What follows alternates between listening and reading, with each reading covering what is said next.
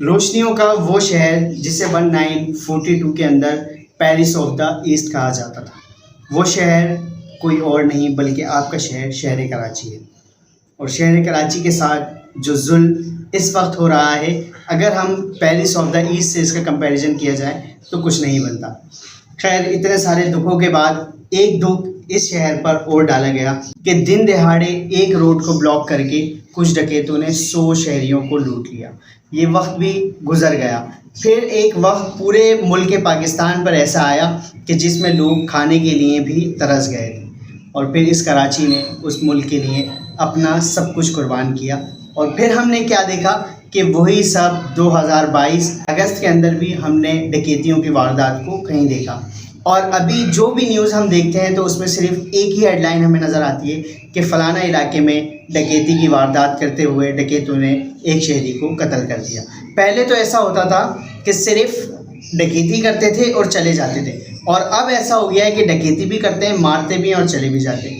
پہلے یہاں روزگار نہیں ہے، یہاں کے شہریوں کے لیے کوئی چیز مہیا نہیں ہے۔ میں کسی ایک کی بات نہیں کروں گا۔ اب ہمیں یہ سمجھ نہیں آتا ہم خود کی حفاظت کریں یا ان ڈکیتوں سے لڑیں۔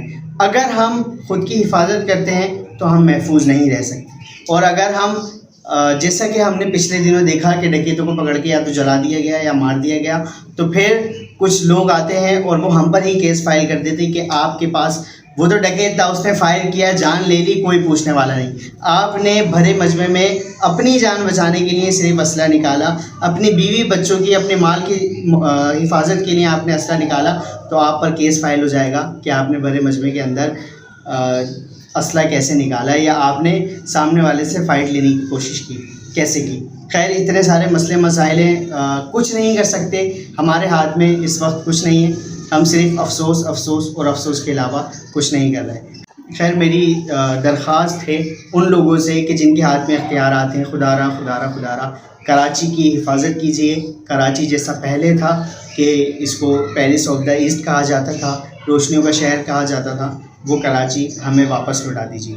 آپ لوگوں کے لیے ایک چھوٹی سی انفارمیشن ہے، ایک چھوٹی سی اپلیکیشن ہے ہیمر کے نام سے، آپ اس کو ڈاؤن لوڈ کر لیجیے۔ اس کا فائدہ یہ ہوگا کہ چوری، جب بھی چور آپ کا موبائل چوری کرتا ہے تو اس کے بعد وہ سب سے پہلے اس کو بند کرتا ہے، سوئچ آف کرتا ہے، پر جب وہ سوئچ آف کرے گا تو فی الحال وہ اس کو نوٹیفیکیشن پورا دے گا کہ موبائل سوئچ آف ہو گیا، پر وہ سوئچ آف نہیں ہوگا، اور جو نمبرز آپ اس کو پرووائڈ کریں گے ان نمبرز پہ وہ میسیجز لائیو لوکیشن سینڈ کر دے گا۔ تو صرف آپ اتنا کر سکتے ہو کہ آپ کا موبائل ٹریک ہو جائے گا، اس کے لیے ڈیٹا آپ کا کھلا ہونا چاہیے، اور آپ اپنے موبائل کا پتہ لگا سکتے ہو اور خوش ہو سکتے ہو، کیونکہ جن لوگوں کے ہاتھ میں یہ اختیار ہے کہ وہ آپ کا موبائل واپس دلائیں، تو آئی ایم سوری، وہ آپ کو کبھی واپس نہیں لائیں گے۔ تھینک یو، اپنا خیال رکھیے گا، السلام علیکم۔